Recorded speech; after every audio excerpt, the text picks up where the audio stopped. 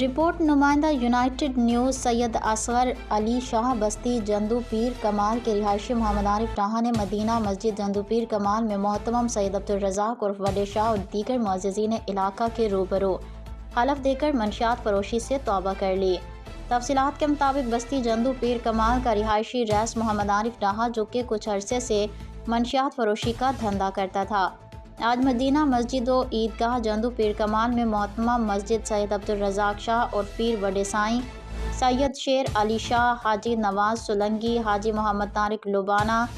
حاجی نبی بخش، رفیق احمد پڑہار، عبد الغنی ابرا، سید حنیف شاہ، سید اعجاز شاہ، جند وڈا ساجد، ماسٹر سجاد احمد اور دیگر معززین علاقہ کے روبرو حلف دے کر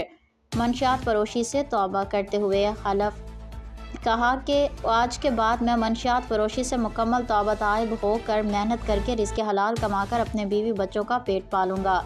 اس موقع پر سید عبدالرزاق شاہ نے میڈیا نمائندگان سے گفتگو کرتے ہوئے کہا کہ محمد عارف نے مسجد میں حلف دے کر منشیات فروشی سے توبہ کر لی ہے، لہٰذا میری قانون نافذ کرنے والے اداروں سے گزارش ہے کہ اسے بلا وجہ تنگ نہ کیا جائے۔ آخر میں محترمہ مدینہ مسجد سید عبدالرزاق شاہ نے دعائے خیر کرائی۔